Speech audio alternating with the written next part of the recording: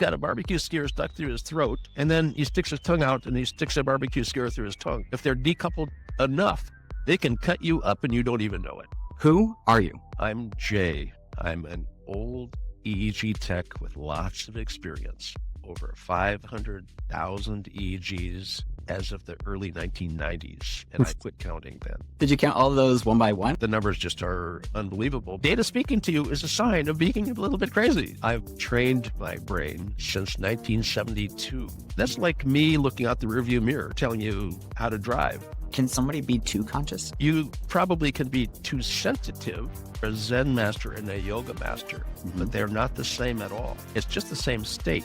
What happens if you put a flashing light in their visual field? What is consciousness? What makes us human? You could be freaking crazy. Welcome to today's episode of Getting to Know You, where I interview unique guests with unique perspectives. I'm your host, Cameron Edward Benton, and on today's episode, I have the great pleasure of introducing you to Jay Gunkelman. Jay is a pioneer in EEG and neurofeedback, one of the most experienced EEG technologists in the world with over 50 years of experience and has read well over 500,000 EEGs. His work has contributed to a deeper understanding of brain function, mental health, and the use of neurofeedback for treating conditions like ADHD, PTSD, and various neurological disorders. He's also an environmental advocate who has negotiated hundreds of millions of dollars for environmental causes.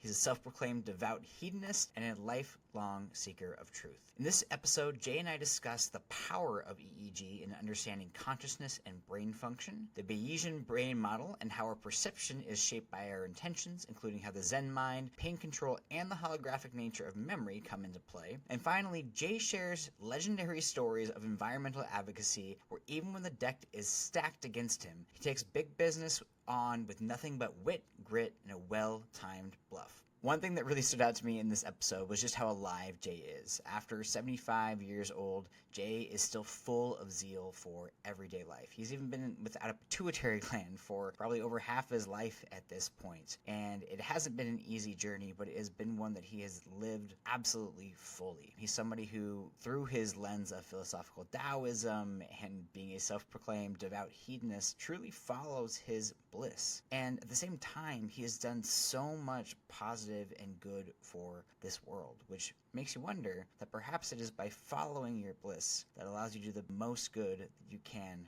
for others. So without further ado, here is the one and only Jay Gunkelman. Who are you?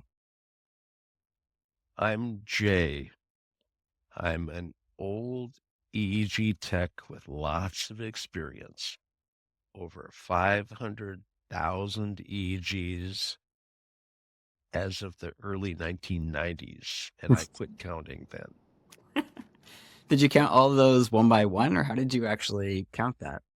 Well, I worked in a laboratory in San Francisco that had 400 hospitals in a network that sent their data through satellite to telephone systems, and we decoded the transmission and printed them and analyzed them and sent back reports. Before there was a fax, there was something called a quip that would send stuff back like a fax, only it was analog, not a digital system. Anyway, and when typed reports were sent out in the mail, but some places wanted quick reports, and so we'd whip back some, and some places just got a verbal, normal, abnormal, and they got this stuff in the mail. But we did over 100 a day. 400 hospitals are all small hospitals. They're not always going to be busy doing EEGs, but you're always going to get some.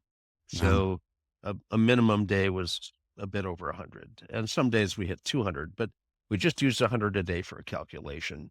And, the doctor was cheap. I never got more than 2 weeks off. So 50 weeks a year, don't count the weekends. I did on call, but just don't even think about that. Just 5 days a week, 50, weeks out of the year, 100 a day. And, it adds up. I was there since the 70s, and the numbers just are unbelievable. But I could make a more accurate calculation. It's probably closer to 750 as of that point in time. But Who Yeah. cares? Because the 500,000 isn't even believed by most folks. But, but you're sitting at the bottom of a funnel that's sending data through. And as you sit there with data streaming by, you see lots of data. Eventually, the data may speak to you. Now, you could be freaking crazy. Data speaking to you is a sign of being a little bit crazy. So about the time you think your data is saying something to you and you're seeing something in the data, you need to write it up. And the only way you're going to find out if you're just nuts or whether you actually are seeing something in the data is to report what you see. But what you see is retrospective. I've looked in the past, my experience of 500,000 EEGs going by, and as I'm looking at them going, geez, look at those, as this stream past, eventually you see signals in that noise. And that's the name of the documentary that they filmed about me. And I saw signals in the noise and I wrote it up.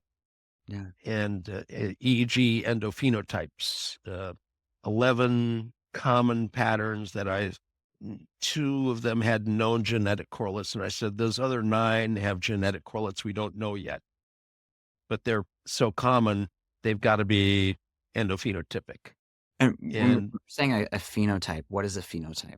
Well, most people think like genetics is going to be the savior of psychiatry because the genes will tell us, what we need.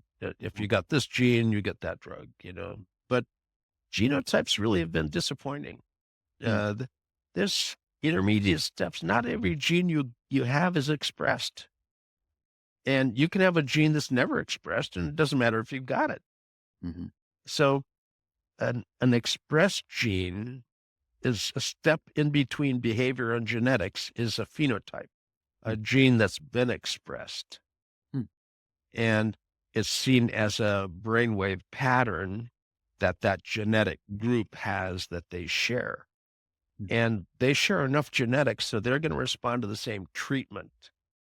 If you belong to this genetic cluster, you get the treatment that belong to that genetic cluster. It's just that the genetics didn't cluster people well enough. Because of unexpressed genotypes. But the phenotypes are expressed. So we skip past the genetic stage, look straight to the phenotype stage. And with enough experience, when you see this pattern, this is the therapy that works. And being old, I'm 75 now, and I've been in this field for 54 years. This is crazy, but, looking back in time. So we wrote up this, phenotype model. And if you have these phenotypes, you get these treatments. But it was a retrospective publication. And it's like, somebody read it and said, oh, it's published, it must be real, and they use it prospectively. That's like me looking out the rearview mirror, telling you how to drive. Well, for God's sakes, we have to prospectively test these retrospective observations to make sure that they actually hold up prospectively going forward, or you drive off a damn cliff. And just so I want to make sure I understand correctly. So like what you're talking about is you found these phenotypes of these patterns that were happening in the EEG that were sticking out, like these signals, correct? And then you were saying, hey, here's what we saw. And that's the retroactive part. We're looking backwards at the data. And then the other people are saying, oh, well, that means we can infer these other things. And you're saying, wait, we need to slow down a little bit and like figure out, like, we need to find out if this is consistent moving forward, if this is actually accurate. And these predictions are there. If you have this, then you respond to this therapy. So,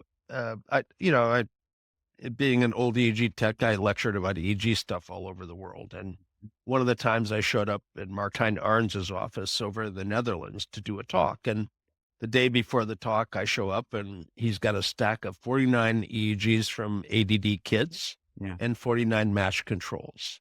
And they already know. just before we go through, because you and I know EEG, but just for a quick primer, can you give like a quick primer on what is EEG for the audience? Sure. Thank you. Your brain has electromagnetic activity in it, and the electric fields, not the electromagnetic fields, but the electric fields can be measured by electrodes placed on the surface. And you can record the humming electrical activity inside the brain and predict what's going on in different locations. And the EEG frequencies tell you kind of what kind of activity is going on there. And if you know what you're looking at, you can tell kind of where it's being generated. And so it gives you insight into the person's neurocognitive capacities. If I look at an EEG and I know only the age, I can tell you about the person, their perceptual styles, perhaps some of their Achilles heels cognitively, and prescribe interventions to fix stuff if there's something not right. You can have big, classic epileptiform discharges in your head, but never have a seizure. But those discharges are not good function, and we can train you how to not have those. In autism spectrum, 75% of the kids have epileptiform discharges in their EEG. Not all of them are having seizures. In fact, very few of them are. So those discharges are messing up brain function. If you get rid of the discharges, they improve dramatically. We actually showed in an N of about 76 cases, when we see discharges that are classic epileptiform discharges and the person has no history of seizure, a neurologist usually would not prescribe because you're not having a seizure. They don't want to give anticonvulsants unless you're having a convulsion. Well, a psychiatrist is not bound by the same, standard of practice, and they give anticonvulsants not to stop seizures. If they're having a seizure, they refer you to a neurologist. But if your brain is having a discharge, they can prescribe an anticonvulsant to stabilize your brain. And doing that, where the neurologist wouldn't treat, but the psychiatrist can, 85% of the time, person gets better clinically. If you've got an epileptiform discharge, whether you're convulsing or not, you respond really well to getting that stabilized. What are the results that they would see with something? Well, if the epileptiform discharges in a sensory area, you might have a sensory distortion, hallucination, illusion of some sort. If it's in the area that has memory, you may have a false memory. You may have a déjà vu or jamais vu. A jamais vu is like never before have I experienced this. Something totally new, as opposed to a déjà vu, which is I've been there before. I've experienced this before. So those are able to be triggered with discharges in the temporal area. If it's a frontal lobe thing, the frontal lobe regulates attention and affect, and also motor function. So disturbances up front can mess you up in your attention capability. You have ADD, maybe, theta or alpha or beta up front, give you the same behavioral distortion. The area that regulates behavior attentionally is not working right. So your attention is bad. Well, it could be not working right with fast or slow or even slower. So when I look at the EEG and I know what functions kind of happen where, and I see something that shouldn't be there, a frequency that's out of place, basically, I can say, well, that spot's not working right. Well, what's that spot do? Well, that approximate location ends up being speech motor. Apparently, I'm okay. Blah, blah, blah, is still going, Yeah. But you can look around for different things. And the background alpha frequency is related to your ability to remember things and spit them back out. Semantic and declarative memory. That is this is that. Naming things, remembering the semantics or ordering or structuring of sentences, those kind of things. That's your alpha frequency. Hmm. If it's slow, you have poor semantic and declarative memory performance. If it's fast, you have superior performance. Hmm. But if it's slow, you have underarousal. If you're fast, you have overarousal. So you may have really good memory, but be way overaroused. So there's the foreswing is great. It's the backswing that gets you, the overarousal. So, you can teach people compensatory mechanisms so they can tolerate their high tuning. You can teach people to speed up or slow down their alpha. So the group of people that were identified as having poor semantic and declarative memory in the original study in Salzburg, Austria, were then recruited for a follow-up study after they learned about neurofeedback. Well, let's take these people who don't have a very good memory, and we found this nice correlation between alpha frequency and memory, and see if we can speed up their alpha. And is it a causal relationship, not just a correlation? And sure enough, individual alpha frequency plus 1 cycle a second, speed it up just 1 silly cycle a second, and what, would seem like, well, now what, it's like the old Virginia Slim commercial, a silly millimeter longer, probably nobody remembers that, but it was a cigarette commercial. They don't have those anymore either, but it's a difference that seems like it shouldn't make any difference, 1 cycle a second, big deal, but it's a big deal. And the people's memory improved. Well, gee, who could improve their memory? Is that a benefit for anybody? Yeah. How about all the seniors who are thinking, my God, I'm losing my memory, speeding up the background alpha for seniors, they coined the term brain brightening for the experience. It's your sample rate. How many snapshots a second are you taking of the outside world? And if you have a higher resolution, it's a higher sample rate. I mean, you get things are sharper and crisper. Memory works better. And just a little speed up of the background alpha. So seniors who were taught that, actually in a project called the Ponce de Leon Project in Florida, the Fountain of Youth, Ponce de Leon, looking for the Fountain of Youth in Florida. They're still looking for the Fountain of Youth in Florida, but there's a lot of water. There'll be even more later, but maybe it's elsewhere, but they haven't found it there. But the seniors coined that term because their brain was sharper and they had a higher sampling rate. Now, too fast a sampling rate can also be a problem. We can teach people to slow it down if they're too fast. But and anxiety due to central nervous system overarousal can be treated by calming things down. Wow. Yeah, it was one of the things that I was listening to a couple of episodes that you've done with other people, and I think one of the guests or the hosts asked you before, like, what is peak performance?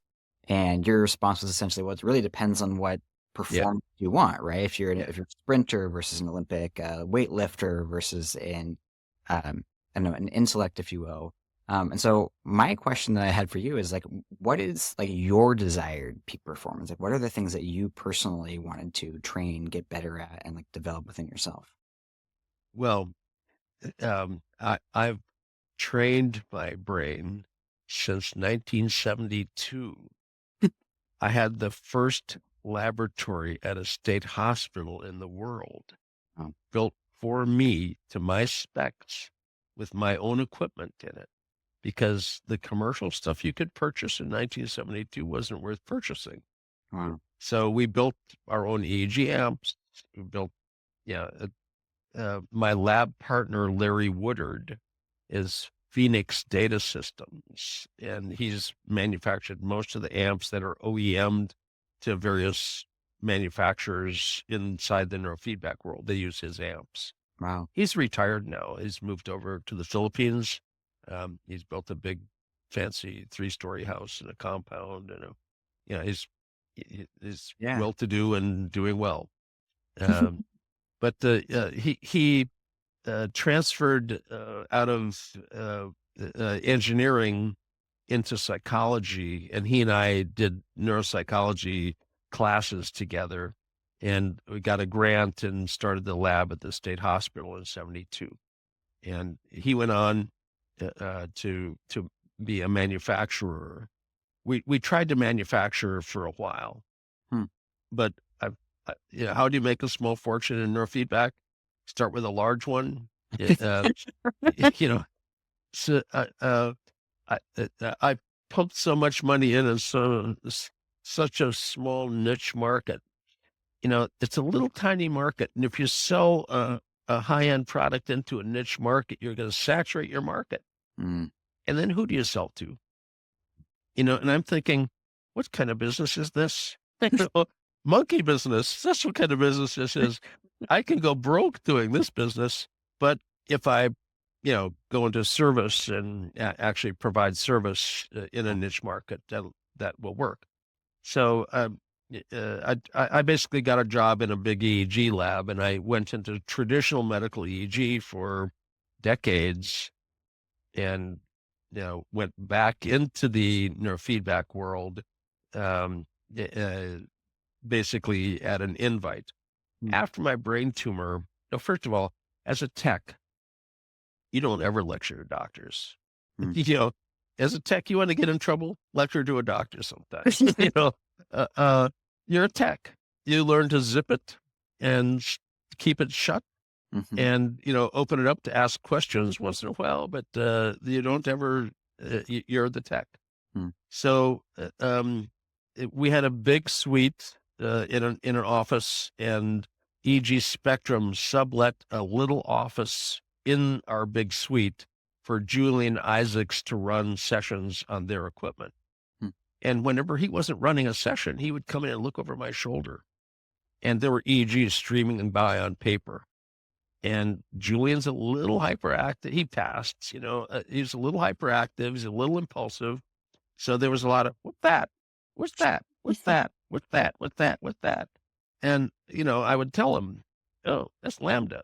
Well, how do you know it's lambda?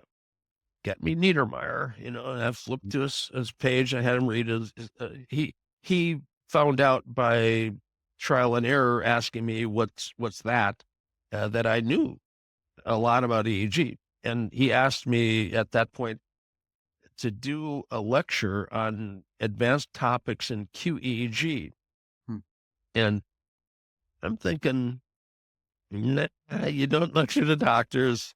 But I'd already been, my brain tumor had been taken out. I'm already told I'm basically a dead man. And if you consider yourself dead already, there's very little that's threatening anymore.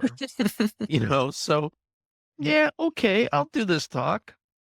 So this was at a group called Key West EEG, Queeg. Rob Call ran it.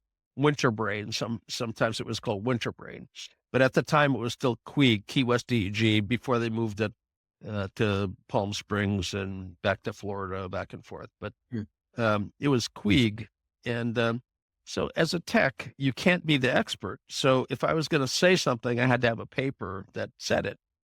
So I came in with an entire roller board full of paper, and in a computer, in a workshop, you have a table in front of you that's not a full wide table. It's just to set your stuff on.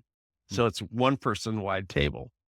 Well, and they're 6 feet long. So I had a 2 foot by 6 foot table, but I had two of them. And you can put 2 rows of papers, and if you overlay them on top of each other, you can run a whole string of papers across 12 feet. And I'd colored tabs sticking in for different topics. I had them all sorted out. So my lecture was basically to grab a paper, wave it in the air, tell the story about what the paper said, and stick it back in.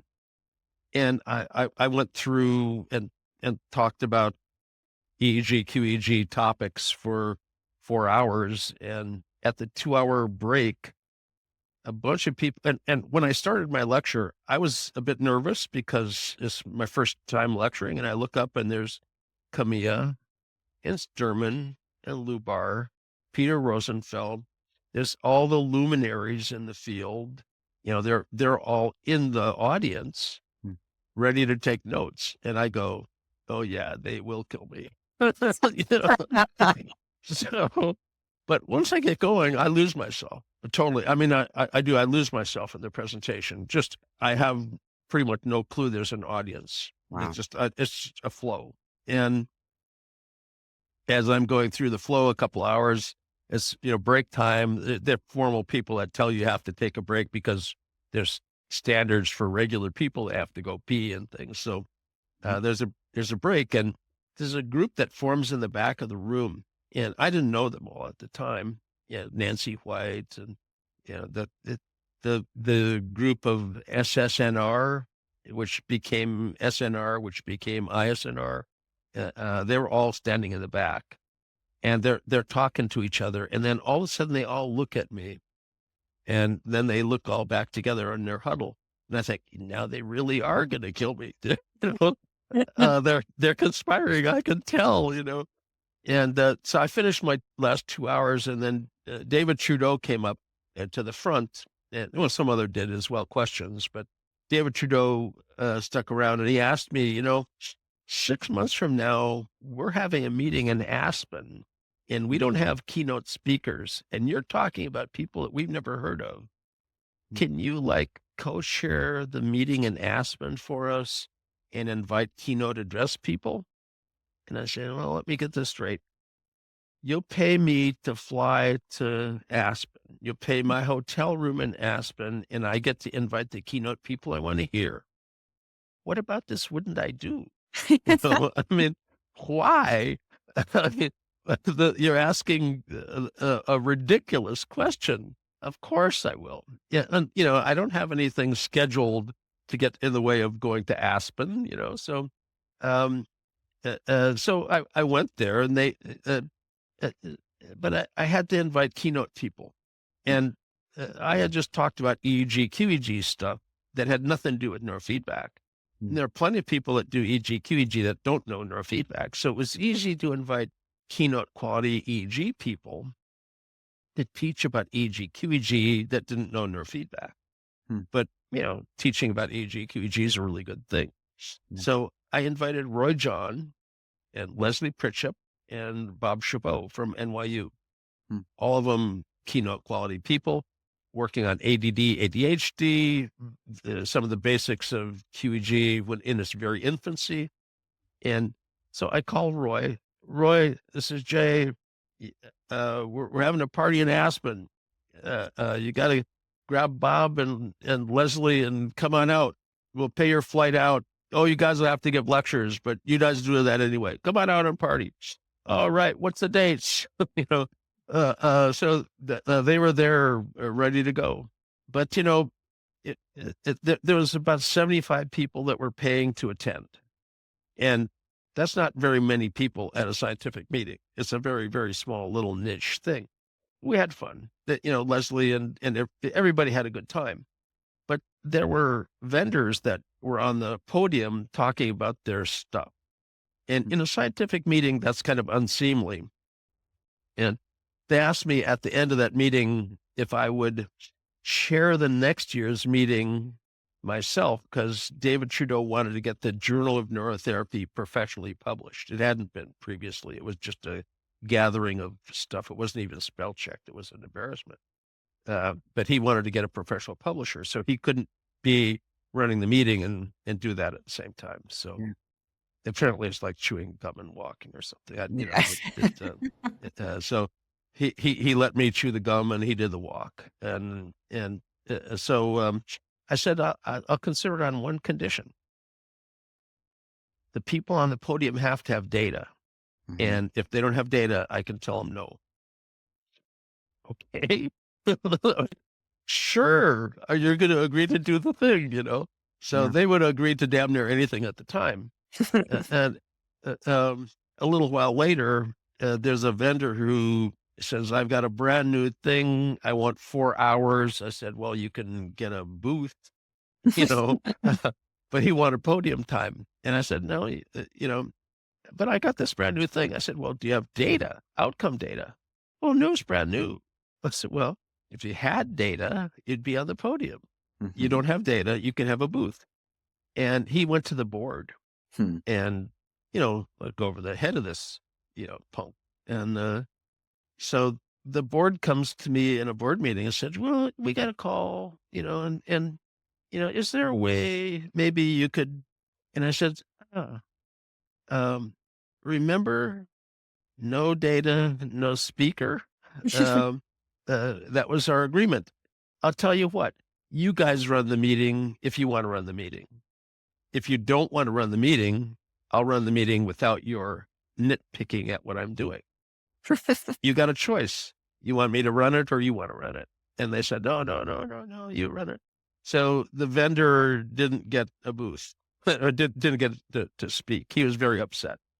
But Linda Kirk was piped in by David Trudeau on his bagpipes. He piped her in to install her on stage. The band that played on the stage for us was Jimmy Vaughan's band. And if he would have stood on stage, his manager would have had to have been paid his 10% of their normal fee, which is $50,000 in normal fee to get him to play.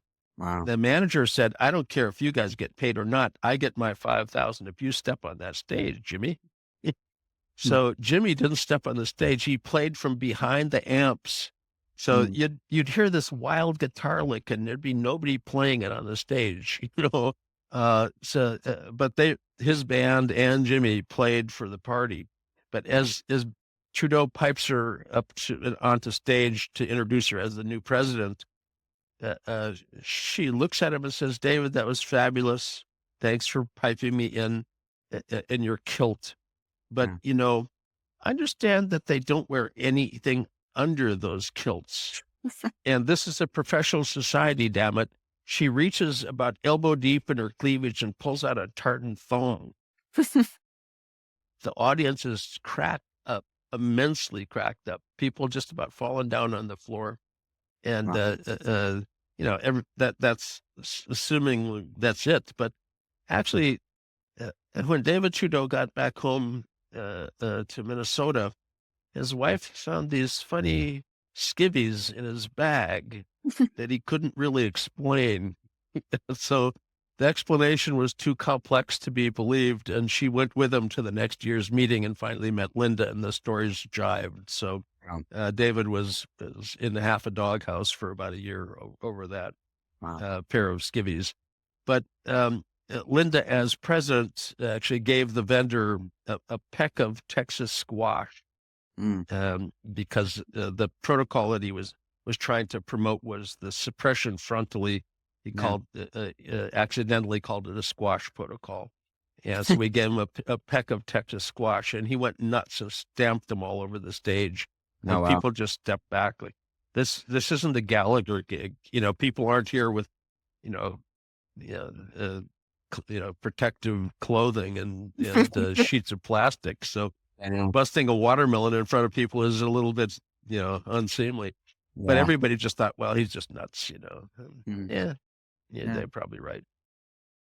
With all of the EEGs and the brains that you've looked at and the people that you've met, I mean, I've watched so many different lectures of yours, and like, if anybody wants to hear more of these kinds of stories, there's a great series on like Neuronoodle where they go through like your entire story, and you've lived such an incredible life and done so many different things. And like you said, you've probably had 750,000 EEGs, 20 years ago at this point, and like now you're probably well over 1 million. And who cares though? Well, it's not about the numbers. It's I agree. What you see in the data. That's where I want to get to, though, is like I'm curious, because I think one of the things that people are often wondering about, especially with AI coming into the forefront, is just like, what is consciousness? Like, what makes us human? What makes us like dive into like these questions? Like, is there anything actually there? Are we just a bunch of signals? Like, from your own experience with the data that you've seen and the signals that you found, like, what is consciousness? Well, there's different definitions of consciousness. There's a whole bunch of people that think there's like a general consciousness that we receive, and microtubules and all of that kind of thing. And there's a certain amount of that. However, I'm a tech, and you can hypothesize microtubules in the universe all you want, but what the freak does that do for a tech? You've got to be able to tell me this patient is alive and awake, or alive and unconscious enough for me to do surgery. And if you can't tell me that with the EEG, then what are you looking at? Consciousness can be defined as the depth of consciousness from conscious to unconscious, and that's something that we measure. And there's actually a relationship between your glia, which put out slow cortical potentials, and your neural networks that make gamma. And when they're interacting, you're conscious. When they're not interacting, you become unconscious. If they're decoupled enough, they can cut you up and you don't even know it.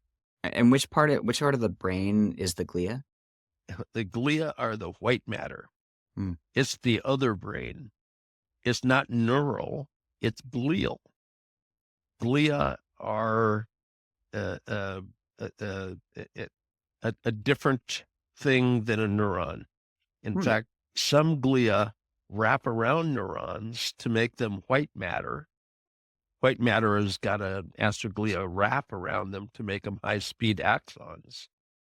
And you have microglia that are your brain's immune system, and the angels that clean up after things, and also the assassin that attack your brain in autoimmune issues and stuff. So there's actually a book, The Angels and Assassins, about microglia.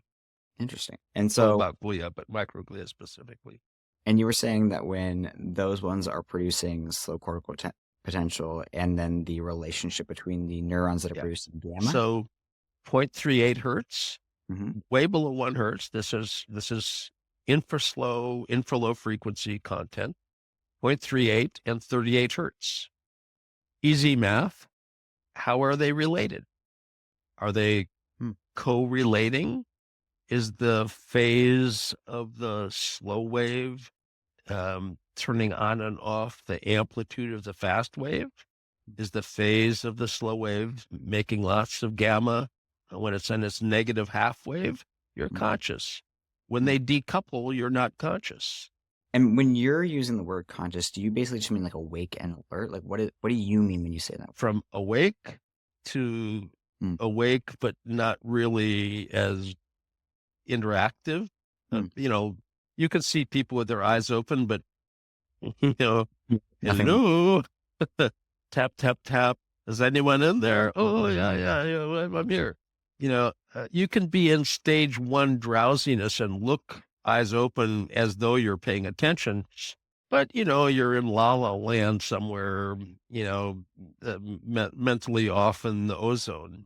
And so you can see that instead of the Biz Index is a commercially available product from Aspect Medical. It's a black box with a number on it, and it has a single big fat electrode that's circumferential electrode inside of an electrode. So it's one big one, and you slap it on the forehead. Does that mean that consciousness comes from the forehead? No, it's an easy spot that doesn't have hair. So you don't become conscious here and then it spreads to other areas. You're either conscious and functional or you're not. When the surgeon says, is he ready? They're ready to make a slice. And if the person reacts, then they weren't ready, So the number on the box, if it's a 100, you are wide awake, alert, focused, ready to go, and sharp as a freaking tack. If you're 98, 99, you're pretty damn sharp. Yeah. But if you get to mid-90s, your eyes are open, but you're a little flickery. Yeah. If you're in the low 90s, you start to actually look around a little bit. If you're in the upper 80s, you're starting to be in a drowsy enough state to not really be responsive to outside world stuff well. But you will wake up if they cut you. So they want you to be at about a 60 on the scale. And that that gets you down to falling asleep at 70, but deep enough that they can cut on you and not pop awake. And, that conscious to unconscious to deep enough to do surgery on keeps going, but you don't want to. It has flat lines and burst suppression and things like that. If you get too deep, flat line is like brain not having any activity going on. Now, you could be put in a barbiturate coma deliberately and brought back out. You could be flat line is flat line, but you can recover from that if you've been put into it deliberately. If you've obtained the flat line status yourself, however, that's it. A flatline EEG is the determination of brain death, and they want to have it done twice, 24 hours apart. You have to assure body temperature. You can't be too cold. The brain can recover from being too cold. Can't have a barbiturate sedative on board. But if the brain is flat, it's not like there's no activity. You're going to see EKG, the heart's still going, you're just looking for brain death. And when it's dead, it's dead. Can somebody be too conscious? Can you go too far in the other direction? I think we can be fully conscious, but I don't know that that's too conscious. You probably can be too sensitive to be comfortable. And, sensitivity is a different thing. If I'm looking right straight ahead at a dot, but my attention is everything off to the left side, but I don't move my eyes from that freaking dot. The dot's my focus, but my attention is over here. The right side of the back of my head is going to light up with electronegative energy, priming it for perception. If there is something on the left side, I will see it because I'm ready to see it. I intend to see it. Attention is the intention to perceive. Now, intention has been identified frontally, the Bereitschaft's potential, which is one word, a big, long German word, Bereitschaft's potential, not two words, one big, long German word. So Germans are great at stringing together words, so Bereitschaft's potential is a slow critical potential, electronegative potential frontally when you intend to move. So I can sit here, and if you had the electrodes on, you could tell Jay's intending to move his index finger and his right hand because you're looking at the spot on my left side that moves the hand. Wow. And I could quit intending. I didn't move anything. You could tell, he's intending. Oh, he just gave up. He's not intending anymore. Oh, there he goes again. He is intending to move. Now, finally, I move it. But the motor area that regulates that goes electronegative in readiness. So your sensory areas go electronegative in readiness to perceive, intention to move, or intention to perceive, which we call attention. Yeah. So I'm still staring at that freaking dot, but I shift my attention to the right side. Well, the electronegative over here goes away, and the electronegative over here lights up electronegative hot. So my attention focus didn't shift, but my intention to perceive from one side or the other just shifted. And the sensitivity to a perception is sculpted by your cortical readiness to perceive. The Bayesian brain, we kind of project our next best guess. And to a certain extent, a lot of what we perceive is what we've guessed we're going to. And you can miss things that you don't intend to see by simply having the area shut off intentionally. We do sculpt our own perception in a way that's hard to explain to people. That you can end up doing it, but it's hard to do. Yeah, I have a number of questions about that. Like, one, I think you mentioned in another podcast, and I've heard it said before, that like a lot of that kind of Zen mind, beginner mind, right? So that idea of having a brain or a mind that is seeing everything as new. It's not seeing it into a world of predetermined things, but being able to see, a doorknob and almost wonder what that is, right? And not knowing if it's gonna open or not, being able to meet it for what it is versus The like Zen master state. right. But the same state for a Zen master and a yoga master, but they're not the same at all. It's just the same state. Now, a Zen master, the beginner's mind's the master's mind, and every perception's a new perception. What happens if you put a flashing light in their visual field and it flashes regularly? People habituate to repetitive stimuli, but if the beginner's mind is the master's mind, every stimulus is a new one. Why would you habituate? A yoga master, on the other hand, has been taught all that stuff out there is false. Maya, it's a false world out there. Don't worry about the outside world. All those flashes, they're nothing. Ignore them.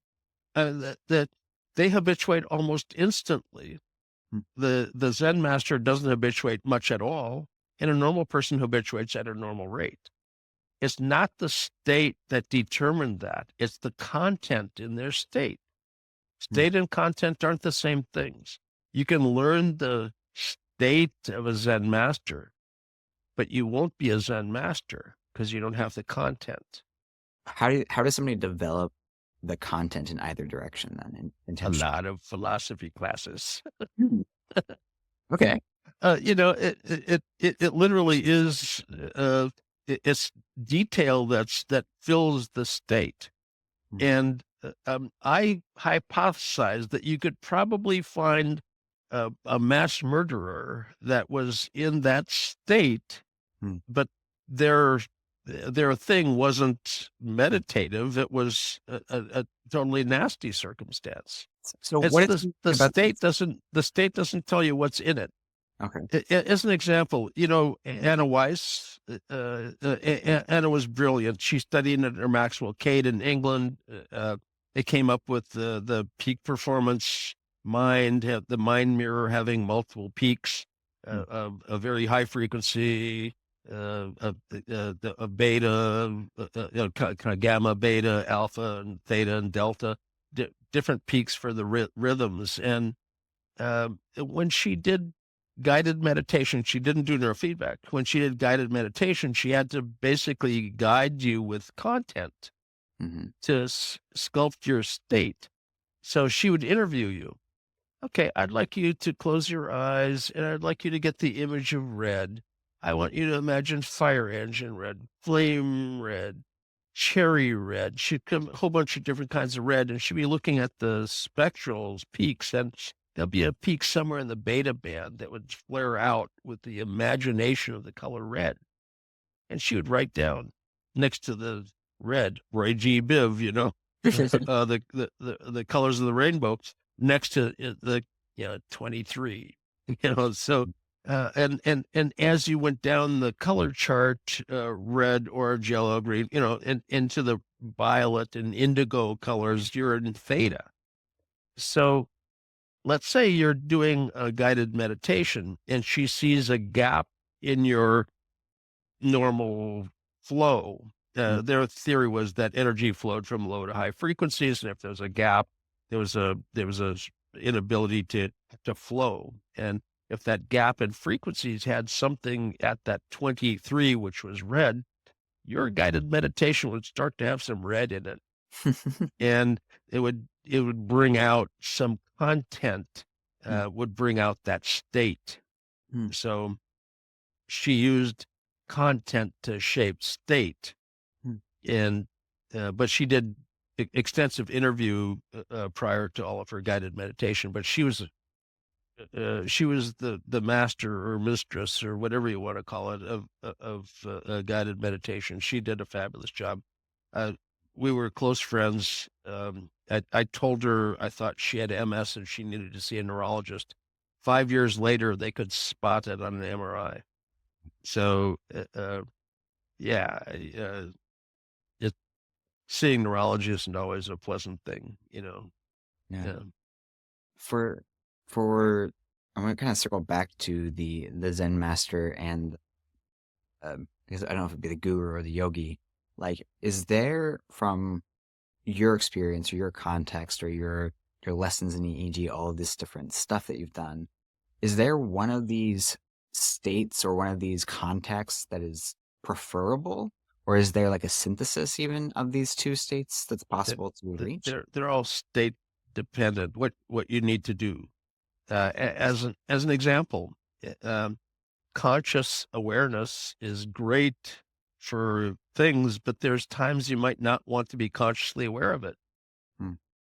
We had Kawakami sitting on a stage in Belgium, on a stage in a lotus position on a little elevated platform, and he had skewers, barbecue skewers, not like a surgical point on them. These are just, relatively blunt, sharp items. You wouldn't want to get poked with them, but if you got poked, it would be sharp. It wouldn't necessarily expect it to immediately pierce like a needle.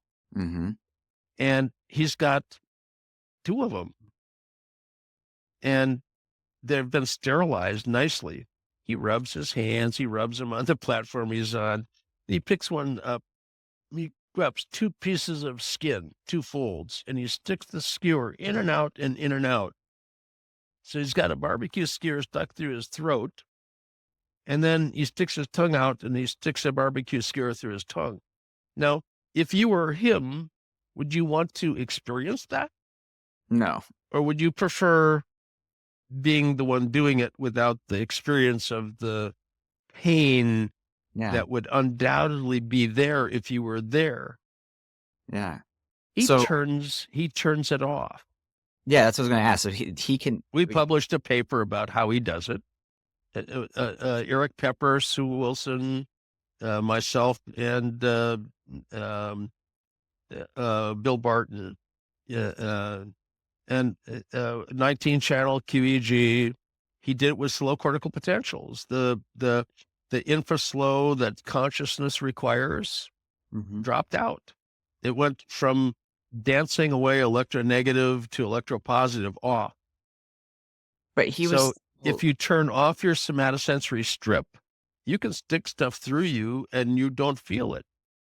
So he was able to more or less consciously choose the area of which he was turning that awareness off on. Is that accurate? Yeah, we saw it with 19, and then on stage we only had 1 channel of EEG to display, but they were showing his muscle, his electrodermal, his heart rate, his everything was on the image projected onto the wall behind him.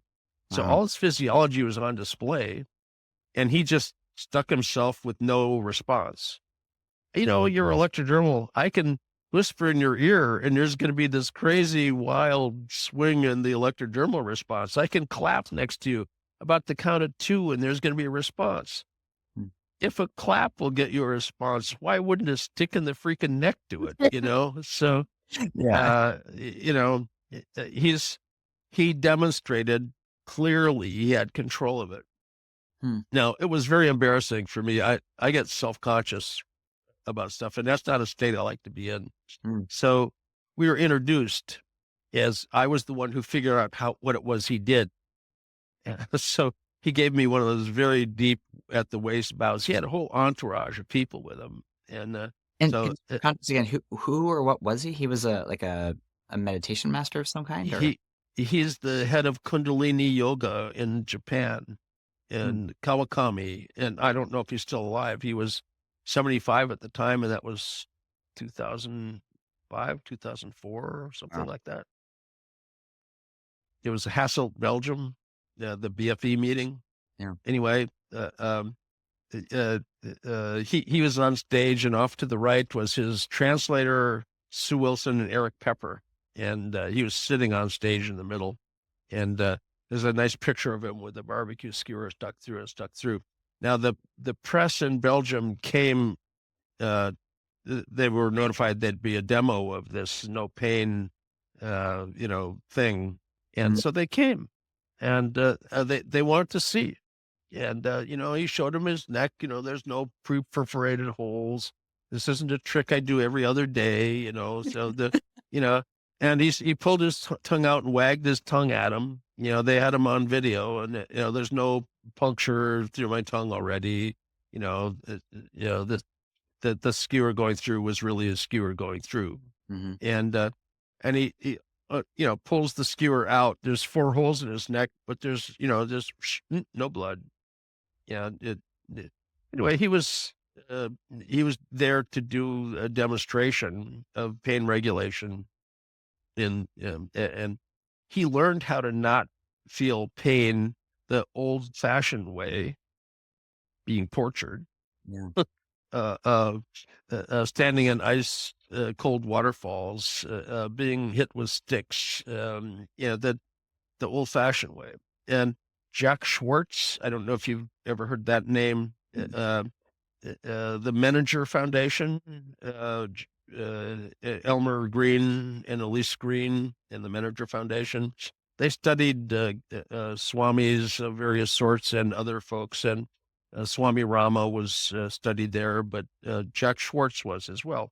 Jack Schwartz could demonstrate pain control really well, but he was a prisoner of war in World War II. He learned pain control the old-fashioned way. You can dissociate from the experience of it. And is that pain control something that you can, at least hypothetically, or you've seen training like with neurofeedback or anything like that?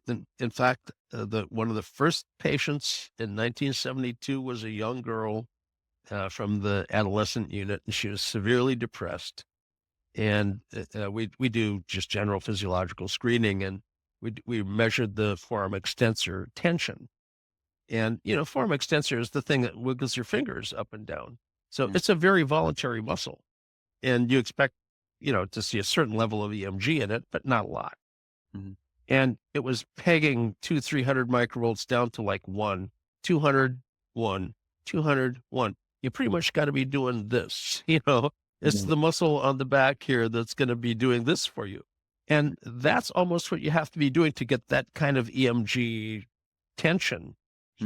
Well, she was sitting there, not apparently moving, and the meter was going wild. I said, well, do you feel that? She said, no, I don't feel anything. So I thought, well, maybe it's just the meters. I grabbed a different EMG device, hooked it up, doing the same thing. And you could have thought, well, she's just pulling my leg. She's giving me a line, she feels it. She's just messing with the meter, but, you get a sense when you're talking to somebody, whether they're pulling your leg or not. And I thought, well, she can't feel anything. And that made me even more interested, because if you can't feel something, at the end of your fingers, there's a little tiny acupuncture point. And that little acupuncture point, if you move the sensor about 1 millimeter away, you lose about 200 microvolts. Wow. And that you can check it with a null detector microvolt meter and spot the acupuncture points. They're electronegative hot spots with respect to a neutral spot on the forearm. Well, hers were electropositive. She didn't feel anything. And having recently severed those 4 fingers off and had them put back on, I was feeling it. And I'm thinking, I want some of that. Because it's in North Dakota. The state hospital was in North Dakota. It's minus 40 freaking degrees outside. You know what severed fingers feel like at minus 40? Holy criminy, you stick your hand in a vise and crank it. That's about what it feels like. So I'm thinking I'm going to train myself to turn off my acupuncture points on this hand. And first of all, they're not all there when the fingers were removed and put back on.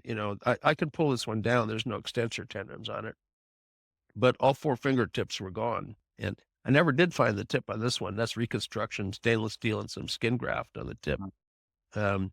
But I learned how to turn off the sensation. And I did that by electrical physiologic mechanism. controlling the DC field potential, and not by some magical hypnotic thing or something like that. But hypnosis can make you not feel something. You can predict whether you're about to be stuck with a pin, if you're going to feel it or not, whether you're inducted with hypnosis, with acupuncture things turning off something, with a brachial nerve bundle block, with total anesthesia.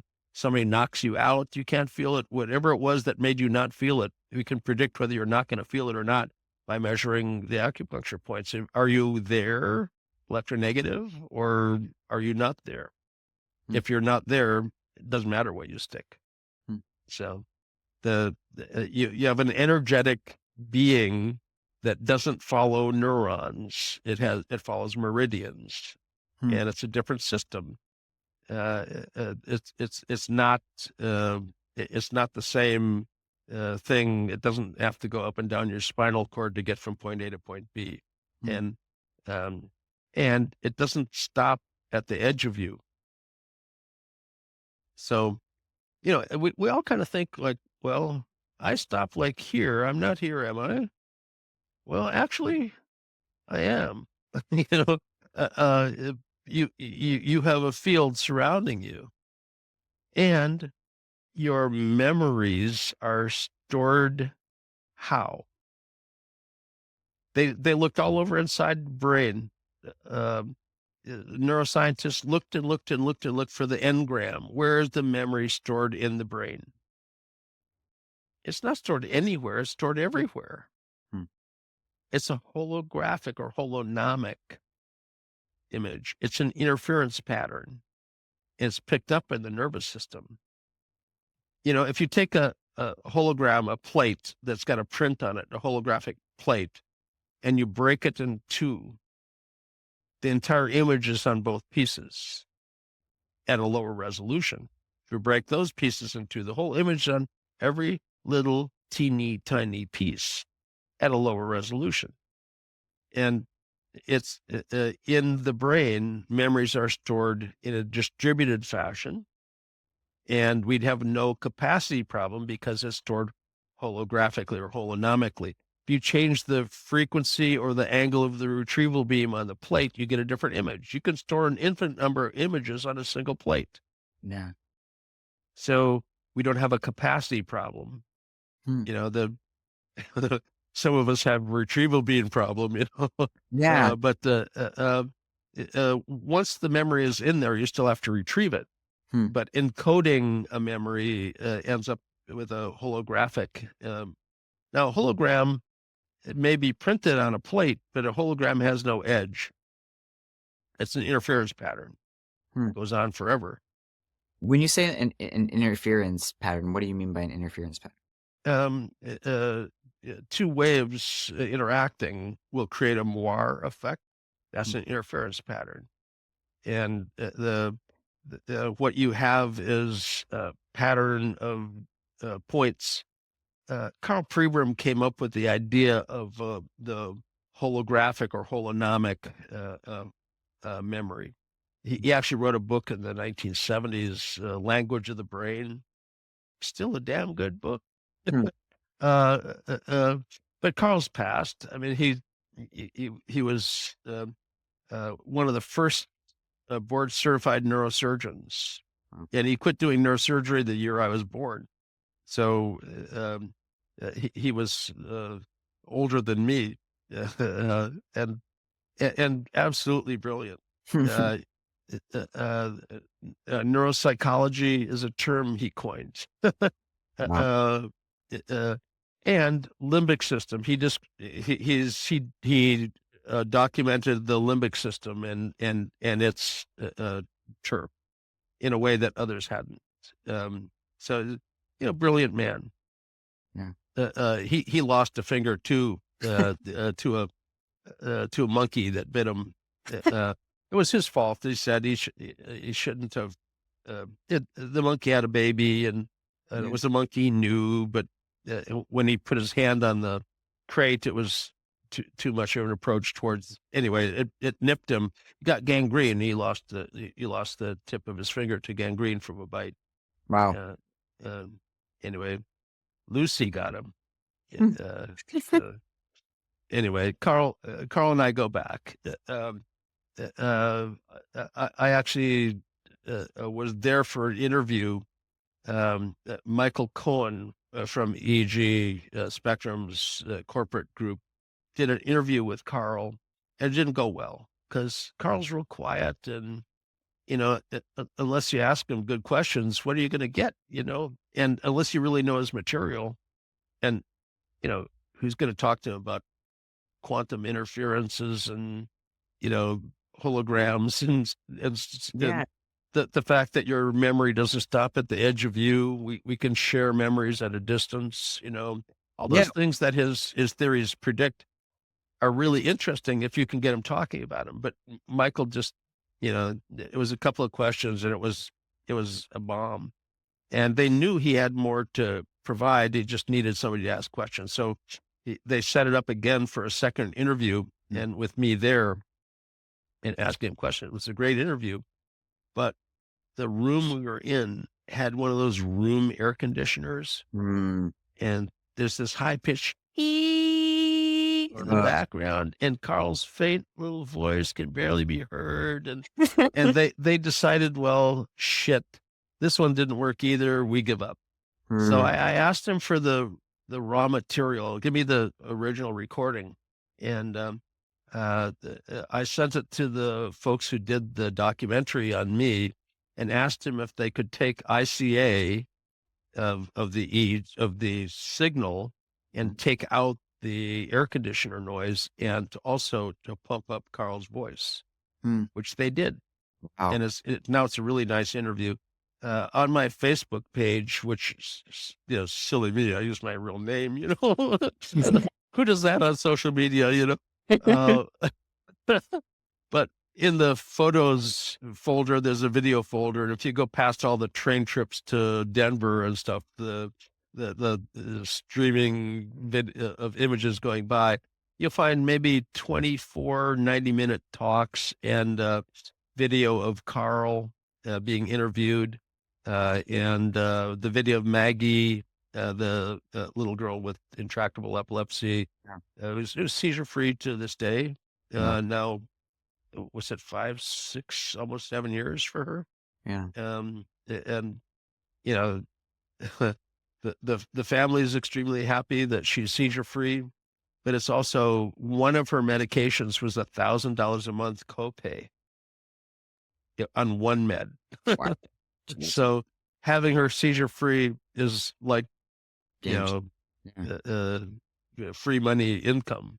Yeah. So they bought a travel trailer. They would hog wild as a family, going around having fun doing things that were prohibited when she had intractable seizures. So yeah, there's so many questions. I feel like I could talk to you forever, Jay. You're an unending vault of knowledge, and I'm so full of it, it comes out my mouth.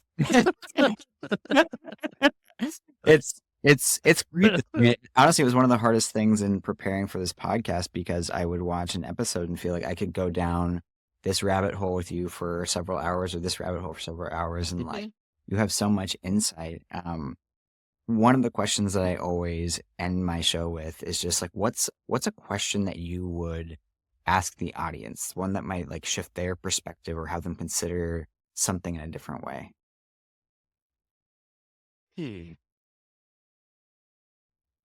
Well, I think I would ask the audience to try to give up their preconceptions of what they're looking for when they're looking at EEG. The EEG, you've got a lot of channels of data, and somewhere in that data is the finding, and you've got to be able to see it. If you have a preconceived idea of where it is, you'll be looking there. You may not see where it happens. So very much like our ideas sculpt what we perceive, EEG interpretation is sculpted a lot by what you think might be there. I prefer reading EEGs with only the age known to me, because I don't want to think, oh, that's a XYZ, it's over here, because I won't be looking over here, and I will miss something. I would rather go in blinded, not totally blind, but blinded to medical history and complaints, and just look at the EEG. And for years now, my lectures have been, I'll walk in, people hand me EEGs I've never seen before, tell me the age. I go through the raw EEG and tell people what I see, do some simple spectral processing. I don't use normative databases at all. And I basically tell them what the patient looks like clinically. And when I'm done, I say, okay, somebody's in the audience here. This is your patient. Tell me, what did I get right? What did I get wrong? What did I miss? And without exception, they just say, my God, you just told me exactly about the patient. So Wow. a good friend of mine was trying to get into a university in South Africa to show them neurofeedback and QEEG stuff for over a decade. And finally, Rusty Turner, Robert Turner, the neurologist, epileptologist, child neurologist in South Carolina, he took a lecture from me and took a sabbatical for a year and learned about neurofeedback in the US. He was going over to visit his school chums over in South Africa at this university. Now, Gerard Finnemore is very, very good at EEG, QEG, and neurofeedback, and he's in South Africa, and he's been trying to get in for a decade. And he gets to the reception desk, and they throw away his stuff and just tell him to get out, so he's not getting in. Rusty's going for a visit. The head of psychiatry and the head of neurology are his two chums. So he calls me and says, anybody in South Africa that can do an EEG while I'm there? I said, well, Gerard, So I called Gerard and tell him, Dr. Rusty needs you to do a recording. And he calls me back a little later and says, I've been trying to get into that university for so long. The medical center, they just throw me out, so now I get to go do recordings for him. Thank you. So he went in, did 3 recordings live in front of them. They're brief. It takes, 20, 30 minutes to do recording. You do one after another. And then they sent them to me. And live, with nothing but the age, I told them what the patients were like. At the end of that, I don't know whether it was the head of psychiatry or neurology, said, well, one of those was my daughter. And I've had people studying her for years now, trying to figure out what's going on. And you just told me more about her, and without knowing anything about her, than any of these people that could examine her, hands-on, face-to-face. Just looking at her EEG. You've given me more information than I could have possibly gotten from any of the experts that we have. So they were blown away by what we see every day in the field. And so Gerard, who couldn't get in, is now told, well, you can't just leave. We have to set up a department. And I don't know whether it's going to be psychiatry or neurology, but we're going to have techs. We're going to have to buy equipment. You have to advise us on what to get. So from not being able to get in, now he can't get out. So, but it was fully accepted based on the face validity. Now, what's face validity? Well, when it hits you in the face, Anyway, Great. And my favorite kind of review of the EEG and everything, at the end, your conclusion of what the patient is like ends up being again and again and again and again correct. Wow. And ultimately, if you really have faith in the EEG and you know what you're looking at, you have to call it out. And I'm afraid there's some people that don't want me to see their EEGs.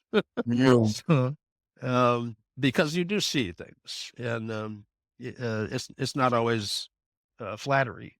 Yeah. And I don't have the common courtesy to pull a punch. So if I see something, I'm going to call it.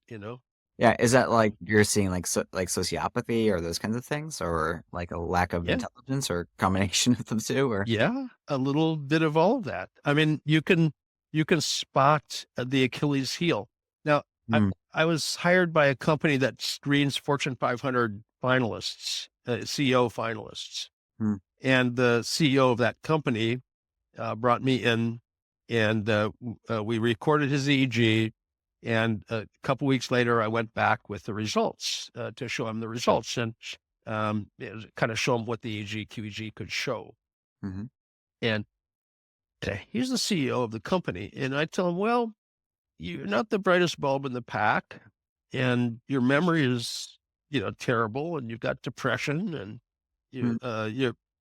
you're probably obsessive, but with your EEG alpha this slow, uh, you're you're having cognitive decline.